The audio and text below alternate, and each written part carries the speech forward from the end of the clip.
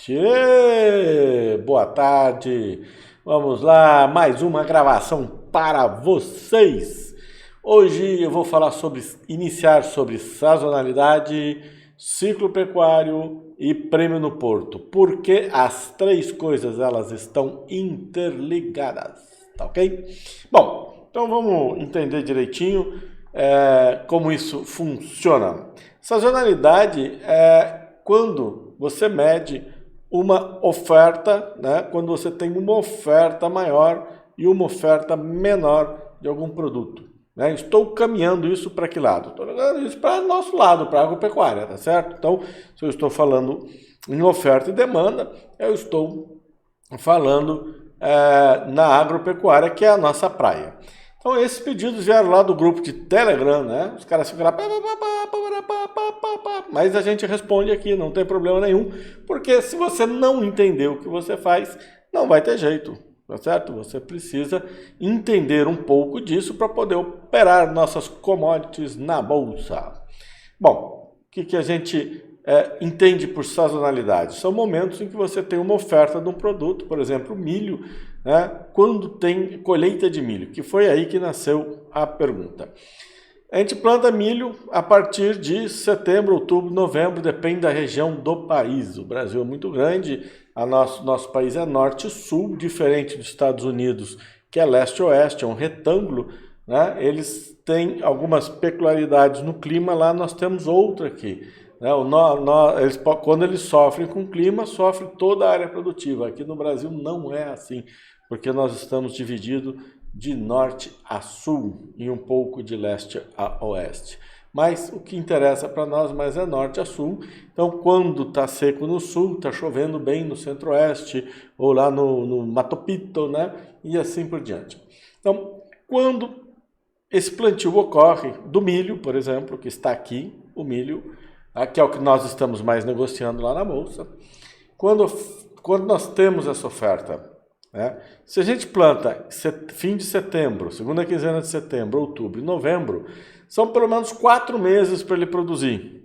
Outubro, novembro, dezembro, janeiro. Mas ele tem que maturar também. O ciclo dele é na casa de 120 a 140, 45 dias, mais a maturação. Ele não fechou o ciclo, você mete a máquina lá e colhe. Ele tem uma umidade muito alta, isso é um outro assunto, e aí você tem que colher. Então, se você plantou em outubro, novembro, dezembro, janeiro, fevereiro, é onde você vai ter o forte da colheita. Entre início de fevereiro, porque é uma média, né, entre 10 e 12 de fevereiro, até março, você tem colheita, né? E após esta colheita, você tem o plantio da safrinha, que vão ser por mais precoce, mesmo que você plante o milho de 120 dias de ciclo, ou seja, de nascido ao fechamento de ciclo, ao grão cheio, que seja de 120 dias, a safrinha tem dias menores, mais frios e estica um pouco mais isso. Então, se você conseguiu plantar em março, abril, maio, junho, julho, então esses são os meses que a gente tem maior oferta. Por isso que o setembro, né, agora o julho ganhou, como terminou o agosto na bolsa, ficou só o julho e setembro. Então, setembro tem muito movimento porque você trava ao final da colheita, né? Em agosto, toda a oferta da safrinha está disponível. Quanto mais disponível tiver este milho, mais barato ele está, porque o consumo dele é durante o ano inteiro, né? Sendo que no segundo semestre é uma exportação mais forte. Então, se você tem colheitas, na média, fim de fevereiro, início de março, e depois você tem uma colheita em julho, em média, esses são os momentos em que o preço deveria refletir o menor valor, tá certo? No milho, vai refletir aonde? No maio, tá certo? Não no H, porque o H ainda está acontecendo isso, mas vai refletir no maio e depois vai refletir no setembro. Então, esses eram meses que a gente tinha como fundo. O que aconteceu? O que transformou isso tudo? Houve uma transformação aonde? Na safra de inverno, tá certo? Porque 40% da safra esse ano talvez não chegue a isso, é no verão. e 60% no inverno, apesar do milho ter restrições ao inverno no Brasil, ou seca ou geada, né, que podem prejudicá-lo, né, conforme a região que ele é plantado. Então, a oferta do verão, que deveria derrubar o preço de maio, ela fica reduzida. Né? Então, talvez a gente comece a ver uma mudança nesse sentido, principalmente para o ano que vem. Então, essa é a sazonalidade, são momentos em que você tem oferta maior de produtos, então o consumo não consegue absorver isso tudo, os preços caem. E na entre-safra, onde vai estar a entre-safra então? A entre-safra vai estar no mês de novembro, no milho, né? Porque ele está exatamente no meio do ciclo do milho de verão, né? E você já está consumindo o estoque passado. É assim que funciona. Depois nós vamos ter uma entre-safra, né? Também, onde mais teria entre-safra do milho? Se você tem uma entre-safra em novembro, né? Setembro começa início o plantio, outubro, no mês de novembro é importante, depois você vai ter uma entre-safra na pré-colheita aí da safrinha, que vai ser em julho aí, né? Mais ou menos em julho, que em agosto você já tem toda a oferta da safrinha na mão. Então, este ciclo que a gente, né, este movimento que a gente observa, também afeta outra commodity que a gente tem na bolsa, que é o boi. Tá? Onde que afeta a sazonalidade no boi? Aí é diferente um pouco. Eu peguei aqui um gráfico um pouco antigo, mas é que estava pronto aqui, é do IBGE, tá? Mas a gente pode observar aqui o ciclo de abate de fêmeas, só fêmeas, tá? Aqui não tem preço, não tem nada. É um abate de fêmeas. Então, a gente observa o ciclo de abate de fêmeas, tá certo? Conforme ele aumenta e ele diminui, né? São ciclos de anos, né? Não é um ciclo de ano, são vários anos que ele ocorre, porque você começa a fazer um abate de fêmeas, começou aqui, entre 2002 e 2003, 1, 2, 3, 4, diminui e aí não tem mais o abate fica baixo, vão ser mais 4 ou 5 anos fazendo esse ciclo. Então, e nós estamos exatamente num ciclo, num ponto alto do ciclo, né, ou aconteceram um nível de abate muito grande de fêmeas e a gente pode começar a ter um declínio desse abate. Isso ainda não está caracterizado, não pelos números que eu consegui, mas isso ainda não está caracterizado o fim do ciclo de abate, a retenção de fêmeas para oferecer ao mercado. Tá? Por que isso ocorre? É um ciclo que ocorre no Brasil, e é normal acontecer. Você tem uma retenção de fêmeas, porque o preço do bezerro e do boi está alto, por falta de oferta. Você começa a ter retenção das fêmeas, começa uma produção grande de bezerros, né, machos e fêmeas, e você começa então a ter uma oferta maior. Quanto mais retenção de fêmeas você tem, mais oferta de bezerros, de garrotes e de boi de abate, o preço entra em declínio. Tá? Aí você começa a abater as fêmeas para ter um enxugamento deste mercado e os preços começam a subir novamente. Foi o que vem acontecendo neste ano. Já falei isso no final do ano passado. Olha, o ciclo pecuário pegou. Né? Você começa a ter os preços dos bezerros subindo, isso a gente pode ver por dados que estão aí à disposição. O preço dos bezerros estão subindo, porque houve um abate grande de fêmea, né? Isso vai prejudicar a oferta de carne, de boi para abate, para a carne, né? E vai sustentar o preço. Com isso, né, não subiu muito, pelo menos uns R$10 a menos do que eu imaginava, pelos preços que estão agora, 7, 8, que está 1,67 agora o V19, eu calculava ele acima de 1,72, 1,75 por aí. Mas porque o consumo interno ficou muito baixo e nós tivemos uma compensação com a exportação pela demanda, pela necessidade da China comprar isso. Então, se tivermos ainda um aquecimento interno, no ciclo, né, de abate de fêmeas ainda acontecendo, ou pelo menos finalizando, tá? A gente enxerga exatamente essa pressão de alta. Uma retomada do consumo interno, mais esse nível de exportação que nós estamos tendo, a gente vai ter esses preços bem sustentados ou acima, bem acima do que a gente está vendo, né? BGIF 20, já estamos vendo ele na casa de 178 hoje, né? Bateu 178 hoje.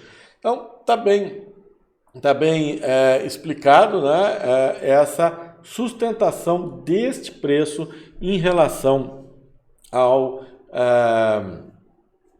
ciclo pecuário, que não deixa de ser também uma sazonalidade, né? Você tem momentos em que você tem um abate maior de fêmeas e o momento que você tem um abate negativo, né? Esses ciclos são normalmente maiores, né? Que apesar deste 99 aqui até 2000, 2001 foi mais curto, mas a gente vê que eles são ciclos de 1, 2, 3, 4, 5, de 5 a 6 anos, né?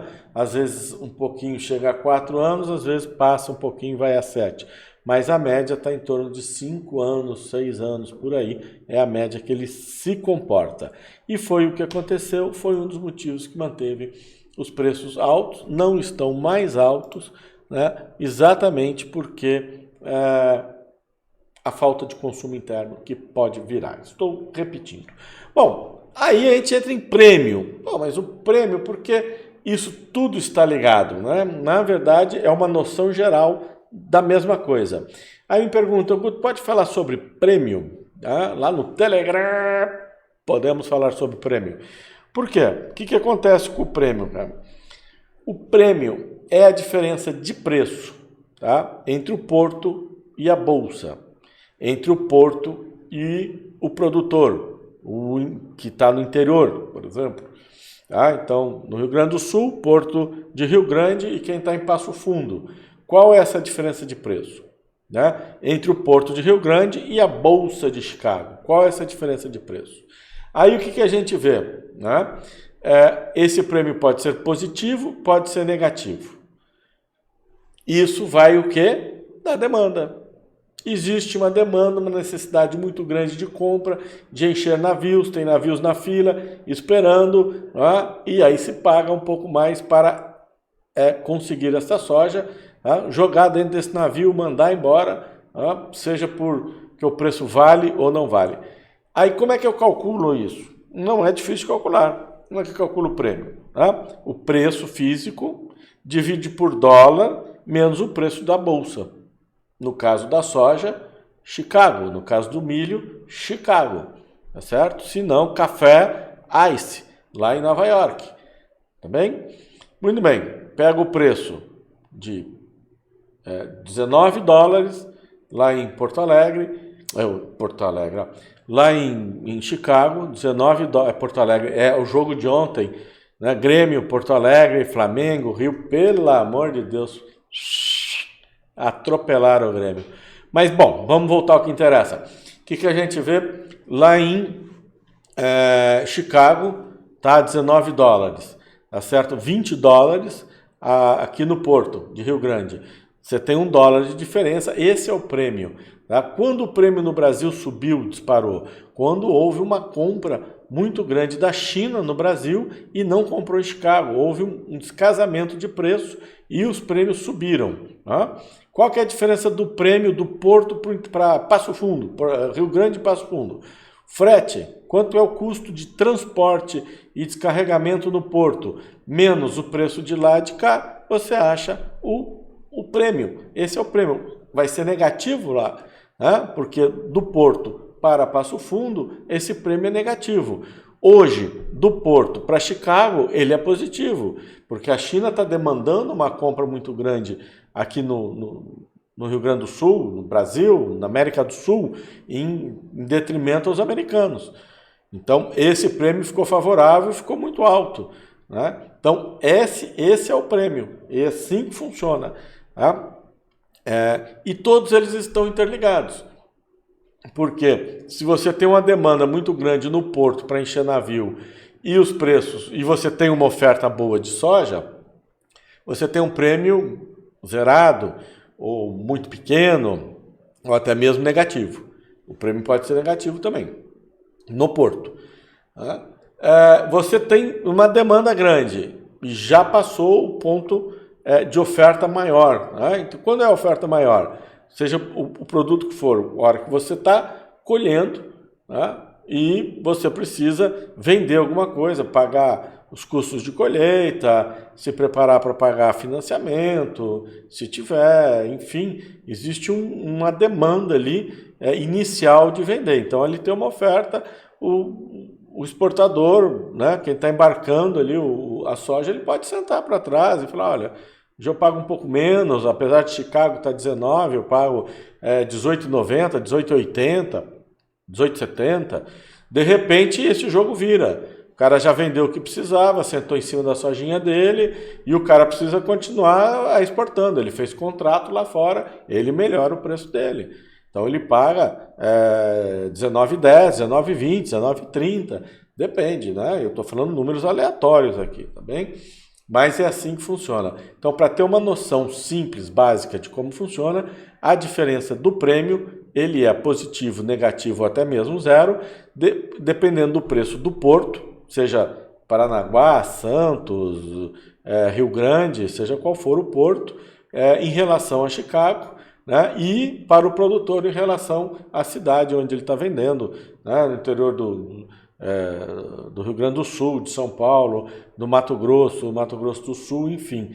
Então, existe aí um movimento todo. Se isso vai de navio, se isso vai de trem, se isso vai de caminhão, né? Fluvial, navio fluvial no Brasil praticamente não existe. Então, esse é o caminho, essa é a sazonalidade. Tá? A safra do boi, ela começa em janeiro, fevereiro, março, abril e maio. Esses são os meses mais fortes, porque você começa na primavera, brota os capins, né? E ele brota na primavera, então até novembro está amadurecendo esse capim, o boi está retomando de novo peso, né? E aí a partir de janeiro, então você começa a ter uma oferta mais firme de boi de pasto até maio. Então as grandes ofertas, o volume de oferta é nesse período. Por isso que eu falei, este ano passado subiu durante a safra e tudo indica que neste ano futuro, 2020, teremos essa alta também. Espero que tenha ficado claro para vocês, que tenha ficado tudo bem explicado, ou pelo menos tenha dado uma base, uma noção boa disso tudo, tá? Que ajude a vocês, então, a operarem mais um pouco. Né? Para estudar isso profundamente, temos nossos cursos aí, e pode me procurar e ver e conversar. Grande abraço, fui hoje. Abração para vocês, ok? Tchau!